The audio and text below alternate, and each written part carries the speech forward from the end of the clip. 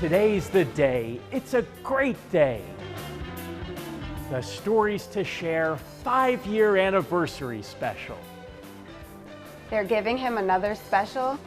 What a special day, a special Stories to Share special day. Seriously, another special? Will somebody get Sean off the set, please? We have a 3 o'clock newscast to do. Let's just do this.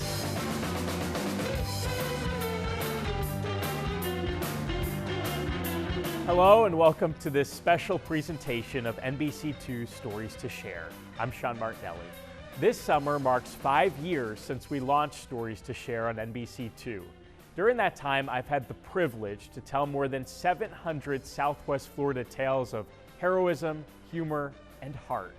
We'll revisit some of those stories throughout the hour, but first we wanted to answer a question we get often. How did Stories to Share begin? For that, we go to NBC2 Vice President and Station Manager, Daryl Laizy Adams. One of the things that I was constantly hearing from our viewers is, why aren't you telling the positive stories? Why aren't you telling the good things that are happening in our community? And I thought it was time for us to consider that. It was time for us to look for someone who could tell us unique stories about people who live in Southwest Florida. That was the easy part. The hard part was finding the person who could do it. And I had been searching for a while, but no one really understood what I was looking for. And then I found Sean. And in fact, I still remember to this day, I was driving to Orlando and I dialed the phone and Sean picked up and we started talking. Sean and I pretty much talked about everything that we do here, how we do it, and what I was looking for in a reporter. We talked a couple more times after that, and then he turned me down. And I was a bit shocked by it, but he turned me down, and he didn't believe that a local television station was willing to commit to telling a good story on a regular basis. It just sounded too good to be true. And you know, Sean started here and did exactly what we were looking for, exactly what I had hoped for, and he has been marvelously successful in, I think, winning the hearts of Southwest Florida, because he's the guy who tells the story at the end of the newscast that you just don't expect to hear. I knew I made the right decision to move from snowy Syracuse to sunny Southwest Florida when we stumbled upon our first story to share. It was about a car crash that became an accidental blessing. 29-year-old Army veteran Ken McDaniel came to Fort Myers 2 years ago.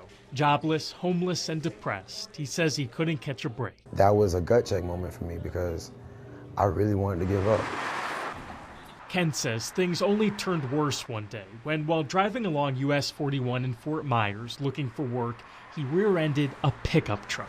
I was freaking out. I got out of the car and I was just kind of hyperventilating a little bit. And I was just saying, I'm sorry, man. I'm just so sorry. I'm just so sorry. I was mad. Dan Webb is the driver of the truck Ken hit, but his anger only lasted the walk from the front of his pickup to the back. I don't know if you've ever seen like the light go out in somebody's eye before, but I've seen it a bunch in my life. And like right then, before I ever got to say anything, you could just see, it was like someone turned a switch off. Boom. It's what Dan did next that makes this different from a typical fender bender. He bought Ken lunch, gave him some part-time work at his pressure cleaning company, and even offered the vet a spare room in his house.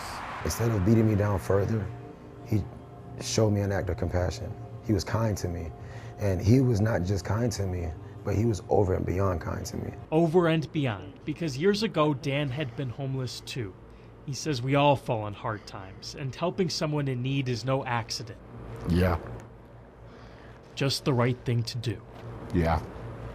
All right, we're working. 3, 2, 1, go. His offering of kindness still felt years later by Ken, That's a good one. That's a good one. who found his rhythm as a personal trainer. Remember that leg straight. Much of today's success, he says, wouldn't be possible without that car incident, Boom. That's it. where a stranger had every right to be angry and showed compassion instead. I've taken that one seed of compassion that he's given me, and I've tried to like multiply it as much as I can. All it takes is a deep breath, and whatever it is bound to be fixable. Whatever reason you're having to fight with someone or argue with someone, it's bound to be a way to work it out. There's bound to be some middle ground. We need a lot of that in this country right now. And we begin to find it with souls like these.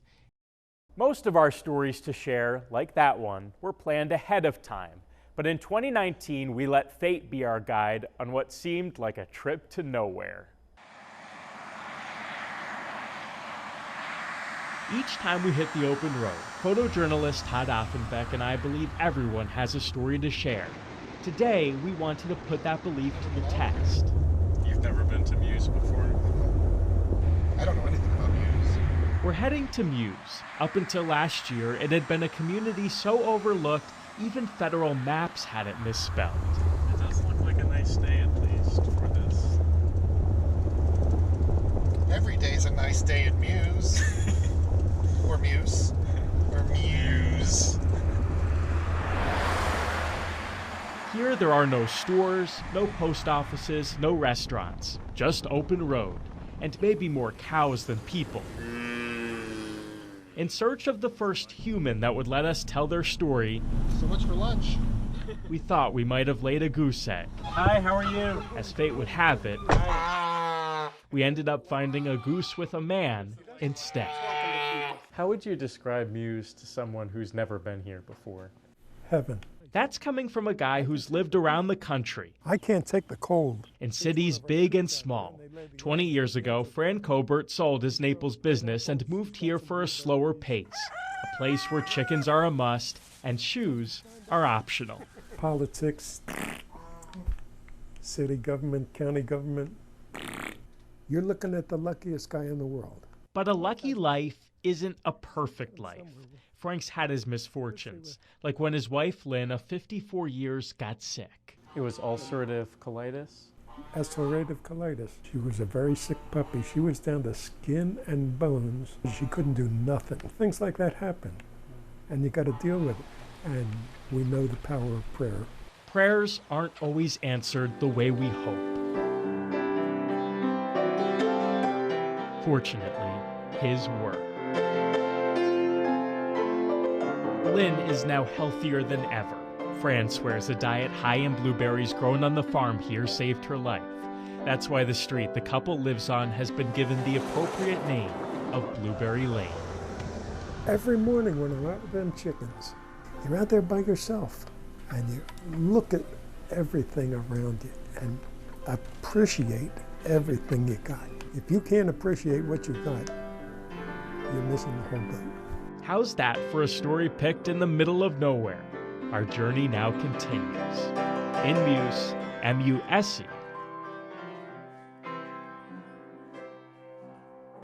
The year 2020 brought new challenges. How do you tell good stories when everyone is stuck at home? Well, sometimes I didn't have to go very far.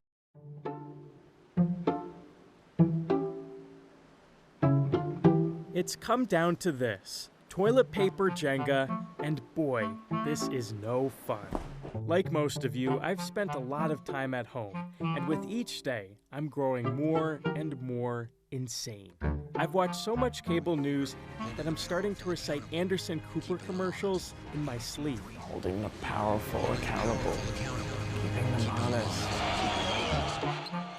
And I've rewatched so many classic games featuring my beloved Syracuse Orange. Yes, I know how they end. My blood pressure still spikes to unhealthy levels. But all this time alone got me thinking, maybe this period of isolation could turn into an opportunity for reconnection. Oh, this is such a fun idea. I'm glad we're doing this. Shelby is an old family friend who I haven't seen in 8 years. Okay, so I grabbed something to see if you would remember it. You ready? Wizard! We used to play that card game together a lot. The memory I have of you specifically involves kickball. You were not the greatest athlete. You don't have to remind me. That's Dr. Bill Moss, one of my old teachers from middle school. The class was very competitive. Mm-hmm. And, they were very unforgiving. And you went out there day after day, and you literally worked at it until you were, by the 8th grade, you were a very good kickball player. Still got picked last, but let's move on. I remember your smile, and I remember how encouraging you were. Pat Hunt was my supervisor when I worked at my college library. I'm just so proud of you. I'm just so proud of you. Then there are those who I see more often, but not often enough. Okay, Sean. Hi, Grandma and Grandpa. Hi. I can't see you. There it is. Oh. You got it now? Got it. Grandma, I can't find anybody down here who makes mashed potatoes as good as you. If you're bored at home with nothing to do. It was great to see you. Okay. All right. Bye, Shelby. It only takes a few minutes to reach out to an old friend. Well, thanks for being a great teacher, and thanks for always believing in me, Dr. Moss. And never underestimate the power of hello. It's a scary time, but we'll get through it. All right. Thank you for thinking of me, Sean. Thanks. Because as much as any virus, that feeling of connection can be just as contagious. Love you. Love you guys. Hi, Sean. Jeannie Nealon here from Laces of Love. You featured our charity, probably one of the first stories that you did 5 years ago. And the best part about it is I became one of your really good friends now. You're amazing, and I have watched your show so many times. My family's enjoyed Stories to Share on Channel 2, and it really touches many, many lives. You've introduced us to so many wonderful people in the community and all the good things going on around town. Even some of your anchors tear up. That's how good you are. God bless you, and thank you for all you do.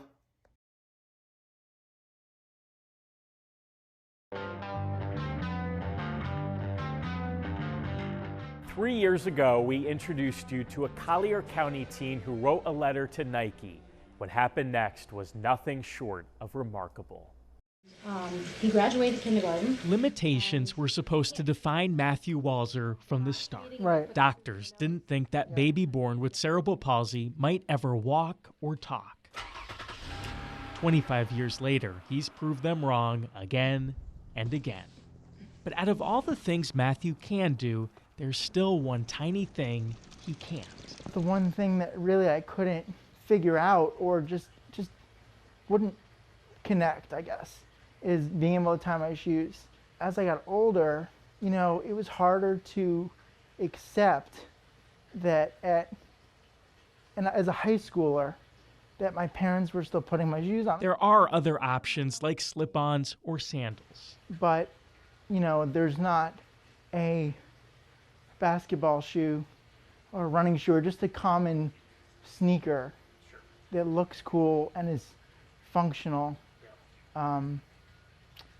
that anyone can wear. So at the age of 16, Matthew wrote a letter to Nike with a request. I saw a real need, and I had a vision and a hope that one day there would be shoes that people could put on themselves. A few days later, he got an email back.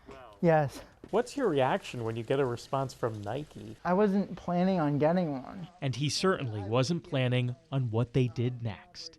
Nike started working with Matthew on a prototype of the shoe he imagined. And then it zips up. It arrived in time for him to test just days after his 17th birthday. And for the first time in my life, I put my own shoes on. What was that moment like for you? Liberating. After years of development, those shoes will be sold to the public for the first time next week. As a result, I have flexibility in only one of my hands, which makes it impossible for me to tie my shoes. It's been a while since Matthew read aloud the letter that started it all. My dream is to go to the college of my choice without having to worry about someone coming to tie my shoes every day. Reflection brings the realization of just how far he's come. Independence is for everyone. Best regards, Matthew Walzer. That was beautiful. Thank you. But it doesn't matter who you are, what your challenges are, how big or small of a platform you have. As long as you have a mind and a heart, you can make a difference in the world. I look at that letter now as a symbol of hope and inspiration for people, all people, that any one person can make an impact. And because of that one person and his one letter, millions of more steps are now possible. Matthew's story showed our lives can often change in unexpected ways. So too is the case in our next story to share, about a self-proclaimed uninteresting man living a fascinating life. Yeah, I've got to get these seats redone again. Rick Fardo doesn't have a cool hobby. It is what's called a rat rod. No secret talent. Yes. Just a few old cars. That's the true meaning of a rat rod, because it looks ratty. And because of that, Rick's not quite sure why we're here. Yes. In his words. Yeah, I'm not that interesting of a person. Rick thinks he's telling the truth. Then shorten this, chop this. Though it's anything but. He's not interesting? Yeah. Oh, well, he's fibbing. He's definitely fibbing. He's Superman. I literally would have to call him Superman just because he is the impossible. To understand why, you have to go back to the Rick Fardo of the 70s. The Rick Fardo with hair. The guy who became a corporate executive and had it all. Limos, famous people, casinos with rock stars in them. Before I got married, I told my now ex-wife, I said, I don't want children. I want my cars, I want to travel, I don't like kids touching my stuff. But after Rick's marriage ended, the new bachelor had an inexplicable change of heart. I can't really tell you how it happened. It just did. Almost on a whim, Rick decided to take in foster kids. And you failed at that miserably. Terribly. And 10 adoptions later, here we are. Soon, dinner for one became a feast for 11. Well, let's see. Sometimes I miss one or two. Austin, which is my youngest, then Nathaniel, Jacob, Jason, Tim, Vincent, Michael, Bill, Ron, and Ricky. Being here and having the life that we have now is just something that some people can only dream of. Because in each of Rick's sons, there is a story of heartache. Yeah. Moving around, foster care, places to places. Anger, sadness, lost hope. Something that I eventually found again. Found because of Rick. He's basically saved all of our lives. That's a pretty big statement. Oh yeah, it is. It's the truth though. Oh, yep, it is. He took us from these really bad places in our lives and just gave us the opportunity to become what we really want to be. He basically stepped in and showed me what having a dad was like. Yeah. They've grown to be pretty good, productive adults, and I'm so proud because, aw, everybody always says, oh, you've done all this, and I'm like, no, I can provide the path, but you know, they have to make the choice that they want to make more out of their life. This is in no way the life that you thought you were going to have. No. But are you happy with the life that you got? Oh, absolutely. Rick still calls himself uninteresting. Everyone else here, though, just calls him Dad. Oh. I know I use that fork for that. Love you too, buddy. Hey, Sean, John Danner here. Congratulations on this 5th anniversary. We've worked together several times as you've done stories, beginning with the story that told of the cooperative relationship between my Christian congregation on Sanibel and the Jewish congregation that shared our space. That sort of is the tenor of so many of your stories, the importance of cooperation, of working together for the good. And certainly your Stories to Share helps to bring goodness into the world. Thanks, Sean.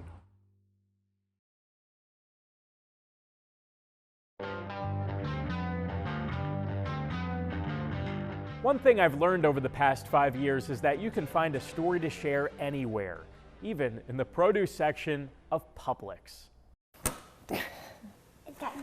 Yes. It's hard to beat 6-year-old Fiona Malone in a game of Guess Who. Come on, Fiona, that you didn't even give me a chance. It's also hard to match her show-stopping voice. Cold never bothered me anyway. Fiona, you're so good at singing. Though more than anything, Fiona is hard not to love. You just always have to have the spotlight on you, don't you? Especially when I'm doing it. Especially when you're doing an interview, right? But the best example of how this 6-year-old manages to weasel her way into your heart began here at a Publix. She has always been a child who thrived having structure. And so every Saturday, Rachel Smith would take her daughter grocery shopping at a Fort Myers Publix. That's where they met this man. I always remember that moment. Seriously, I never forget that moment. His name is Gilnet, but to Fiona, he's simply Mr. High Five. Yeah, exactly, high five. That's because from the age of 2, whenever Fiona saw her new friend, this would happen. I do remember the first time that she kind of like figured it out and did her own high five. Her whole face lights up like it's Christmas morning, like, I figured out how to do it. I'm so amazing now.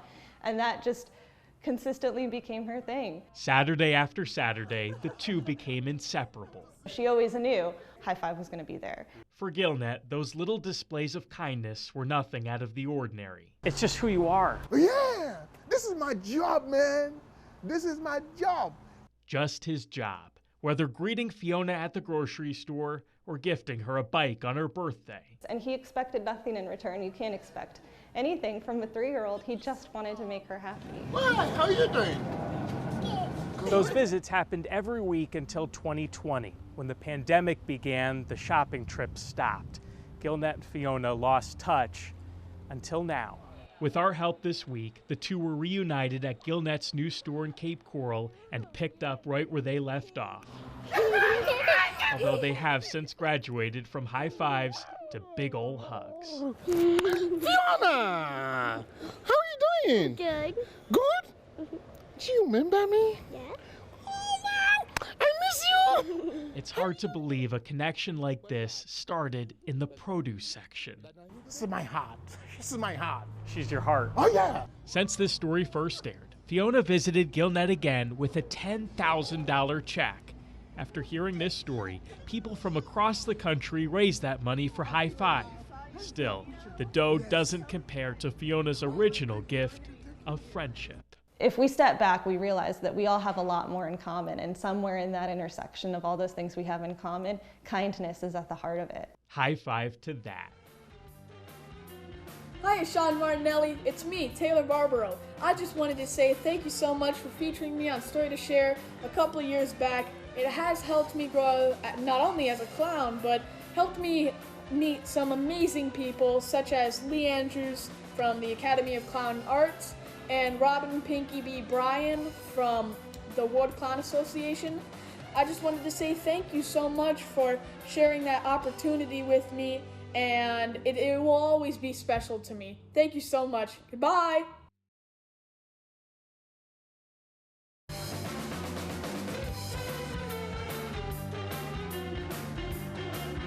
Welcome back to our Stories to Share 5-year anniversary special. I'm Sean Martinelli. Our most ambitious story to share came just last year.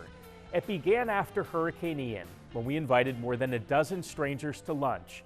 And when they arrived, we had a surprise. In this Fort Myers restaurant, we invited 22 people to an event they know nothing about. Among the attendees, a food truck operator. Sean contacted us.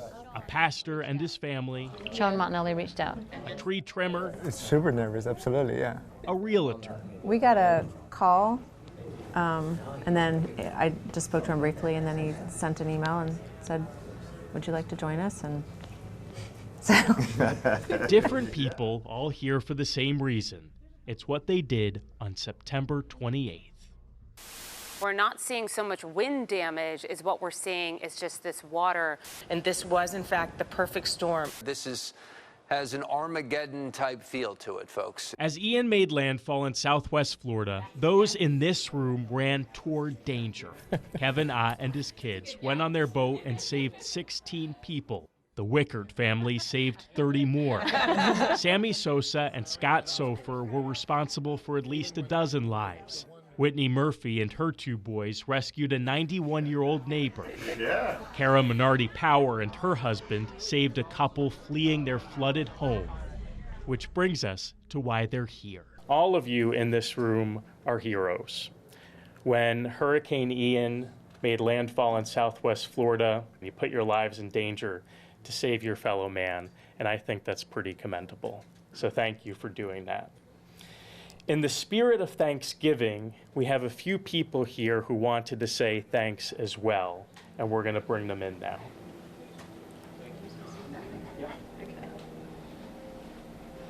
Entering the room are 15 of the more than 60 souls saved by those who are seated. My name is Mary Ann Deneen. I'm here on behalf of my dad, Jack. And my name is Amy Gonzalez. I'm speaking on behalf of my family. I'm Anthony Millar, my wife Christy, my son Bryce. And we felt we had quite a few plans in place, and very quickly everything went out the window. Anthony soon found himself stuck with his family and neighbor Sam. And we stayed in the water for about 3.5 hours to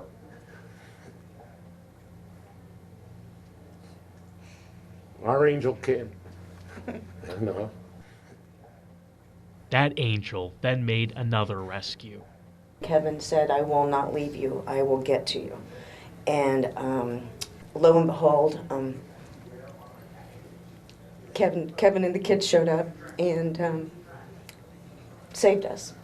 Bravery like that happened from Fort Myers to Naples. The desperation that was overwhelming us as the water kept flooding in kept us paralyzed in fear.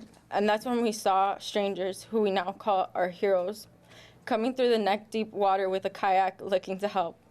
Had it not been for these two brave young men, I don't know if my family would have had the courage to make it out of our home. And I really don't know if we'd be here. They helped to lead us through the water, their quiet strength and bravery, keeping us calm, letting us know that we were okay, that we would be okay. Not far away, Heather Donlin needed a hero for her dad, Jack. As the water rose, he moved from his couch to sitting on top of his desk, to finally sitting on his kitchen counters, where he placed a chair as a last resort. That's when Heather posted on Facebook pleading for someone to help. With Whitney Murphy and her boys being some of the people to have seen it. She, Colin, and Luke tried early on in the afternoon to reach him, but the waters were too high to walk and the winds were far too strong, so they waited. They waited on somebody they didn't know. And they waited for the water to go down so that they could try and rescue him again. And they did. Their courage, perseverance, and determination to help saved my father's life that day. Quality of character is what is revealed when no one is looking. They could have easily glossed over my plea and Facebook post and assumed somebody else would come to his rescue. But instead, they chose to act and they chose to help. There are truly no words for how deeply grateful I am for what you did for our family. You have given my family the gift of time with somebody that we love, and I will always be eternally grateful. Thank you.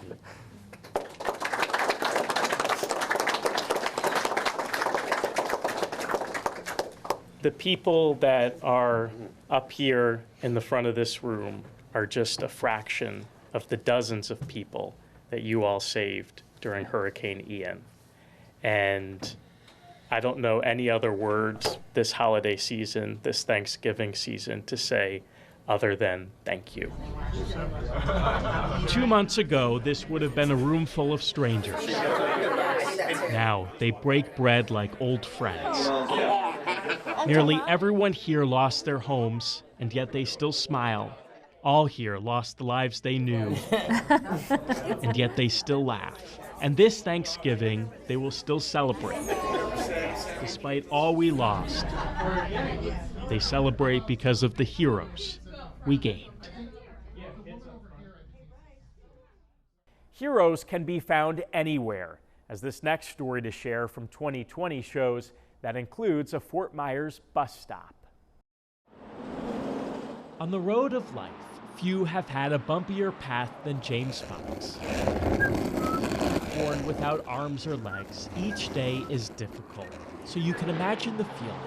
For the most part, I was out of sight. 4 years ago, when James found himself living on the streets. I was going through severe anxiety and depression. Yeah, it was a very low point in my life. James might as well have been invisible, as he would ride his skateboard down Veterans Parkway in Cape Coral toward his mom's house to shower. Tens of thousands of cars would pass him. None ever stopped, except one. He saw me on the side of the road, and he just stopped in the middle of traffic and asked me if I needed a ride. I told him thank you, but no thank you. I didn't want to make his SUV dirty. He said, screw the car, get in. Dan Creighton was the driver of that car and is a well-off business owner. He expected to give James more than a ride that day. He goes, dude, I'm good. So many people always reach out and asking and wanting that, again, have arms and arm legs, and here's this guy that has nothing, and he's good. Blew my mind, still blows my mind today thinking back. He gave me some money, and he handed me his business card, and he asked me to call him if I ever needed anything. Dan fully expected to get a call, but never did. So he started searching. He went to bus stops, even asked people about James during business meetings. Then 2 years later, along Summerlin Road in Fort Myers.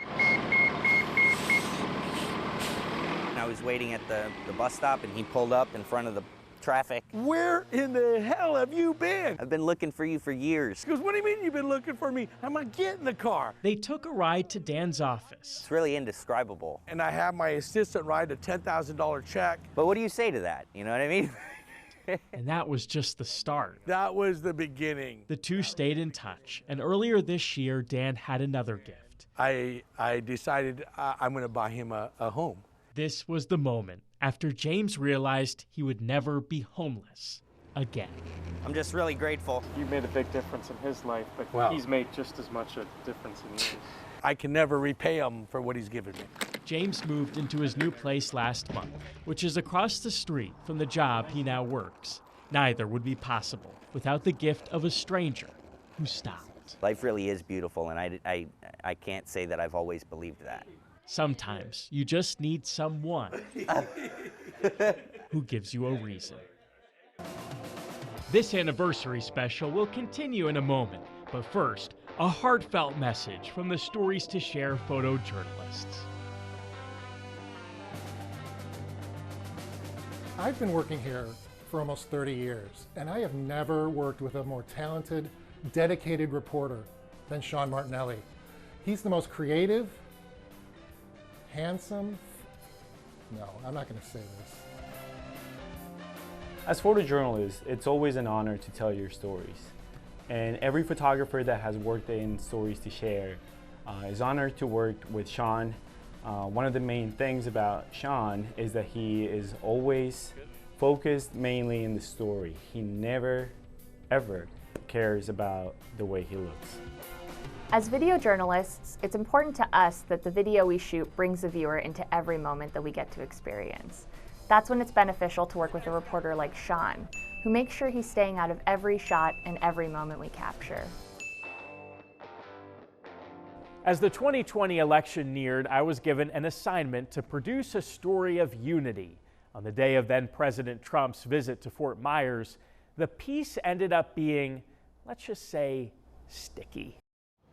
We make it a point on this segment to never get political, but today I feel it is my patriotic duty to make a statement on a very sticky issue.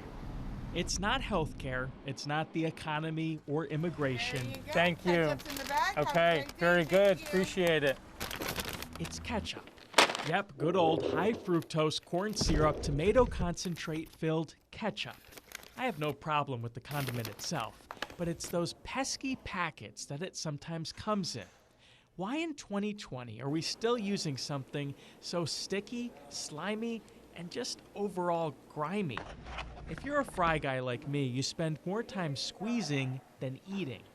Even in these deeply divisive times, I feel an outright ketchup packet ban in favor of the much more efficient ketchup container is something we can rally the country around.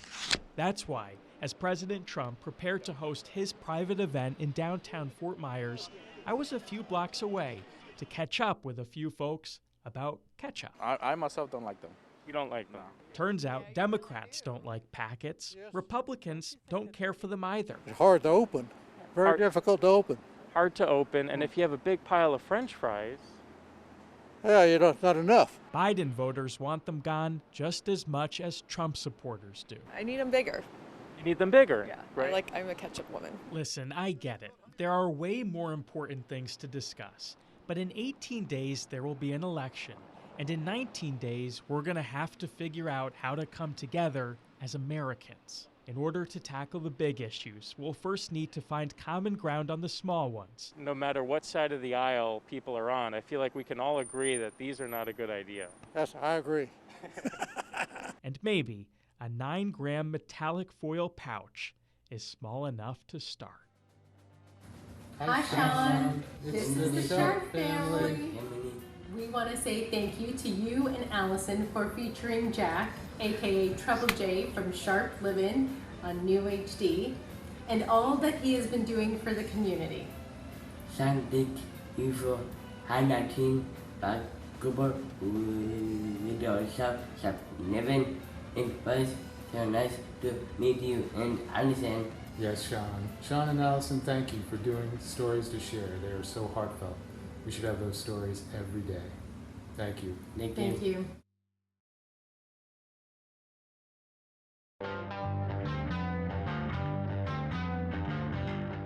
In 2019, a Dunbar High School senior got our attention for something seemingly simple.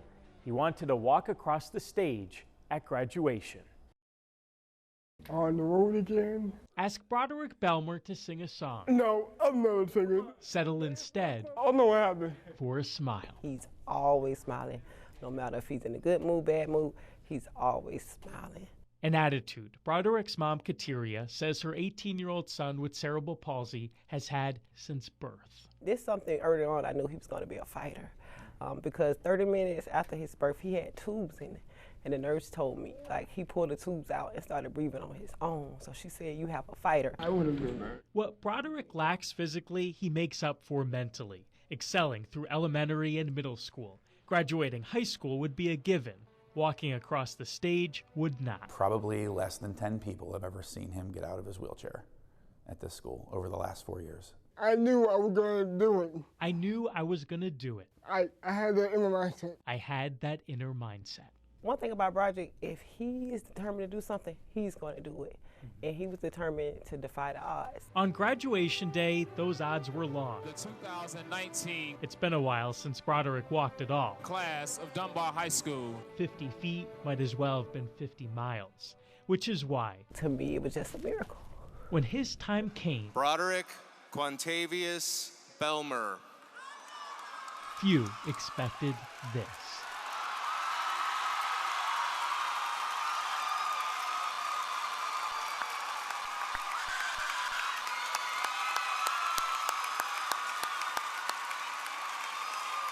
You see oftentimes all the bad, but in that moment, you could just feel the love in the building.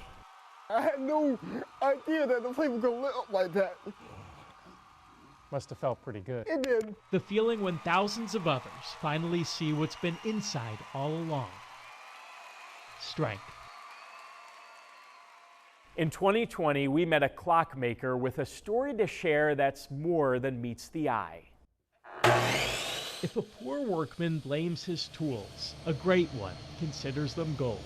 That's why in Jim Morgan's shop, each saw has its spot, every screw is in place. The artistic and the engineering and the craftsmanship, they all have to meld together with a lot of imagination, I guess you'd call it.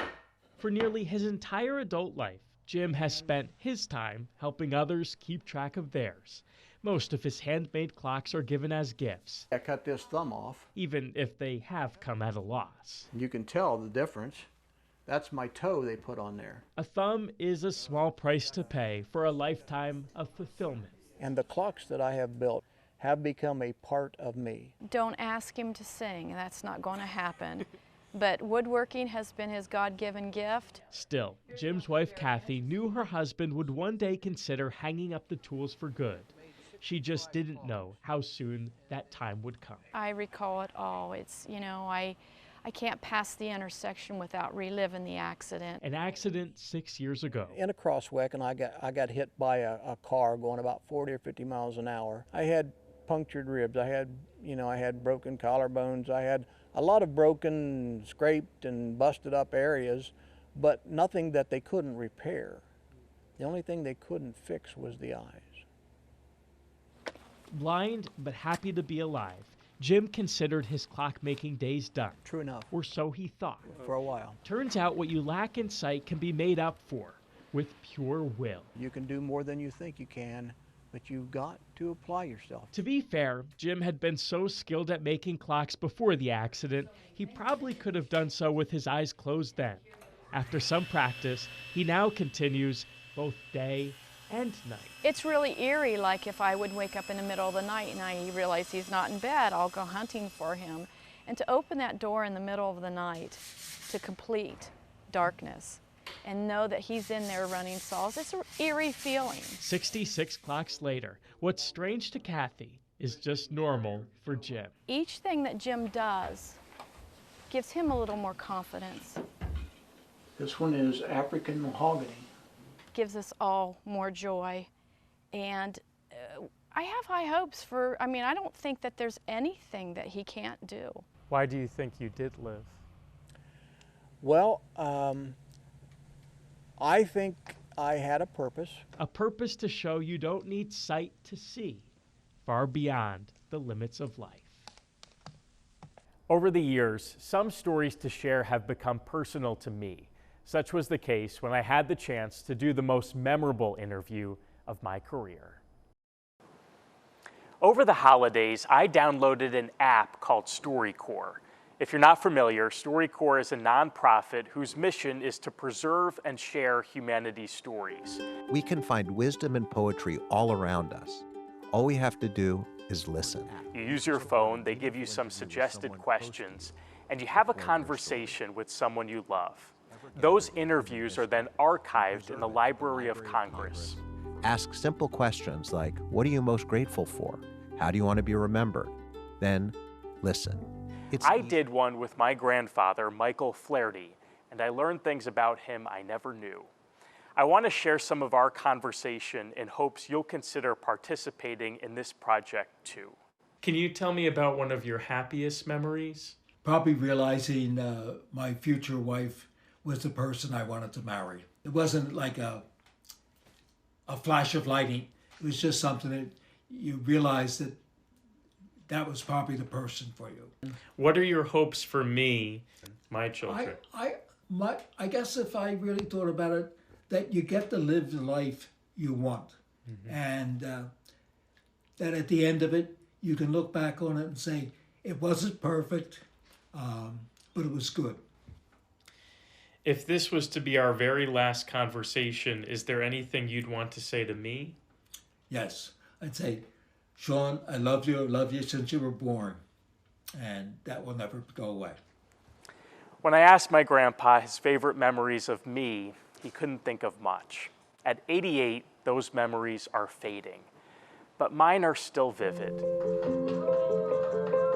I remember the birthdays. You're growing up too fast, Sean. I wish you would stay young.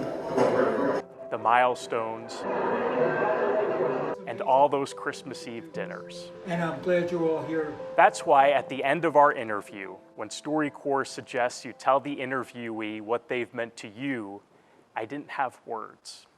For the last part of the interview, I'm supposed to tell you what you've meant to me. And I always get emotional when I think about it. It's okay, Sean.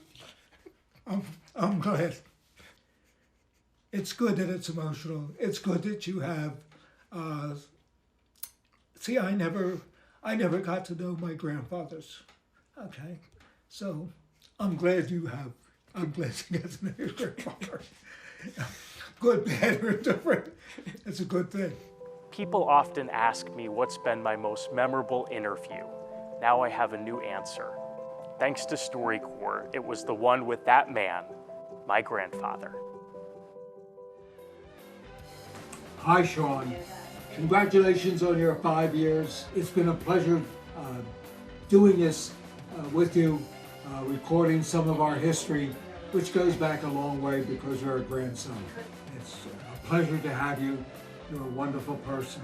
So best wishes to you in your future, but keep up the good work. You're off to a great start.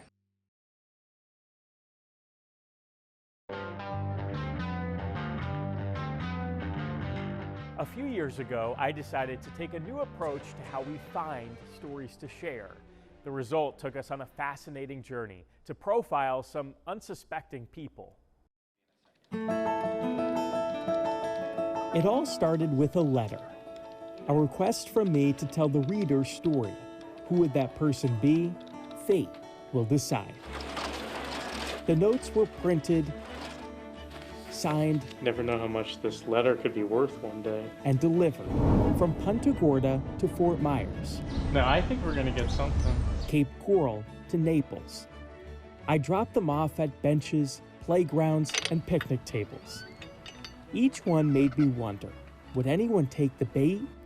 Soon enough, the calls started coming. Hello, we just found your note. Found one of your letters. Looking for Sean. One woman found a letter while walking to church. I'd like to speak to you if you'd like to speak to me. Another guy discovered his while shopping for groceries. Pretty amazing. It's pretty out of the normal, and I just wanted to take a moment and give you a call. So far, more than a dozen ordinary people have volunteered to have their stories shared. And I know, this whole concept might seem kind of far-fetched, but as we remain disconnected, physically, socially, and politically, through telling the stories of strangers, we might discover the invisible thread that binds us together. On the path to wherever this journey takes us. That project led us to 4 individuals who each had captivating stories. That's why we are announcing for the first time that the letters are coming back. We've started placing them around Southwest Florida and will reveal more letter finders later this summer. On that note, our Story to Share anniversary special comes to an end. I'm Sean Martinelli. Thanks for watching, and remember, everyone has a story to share.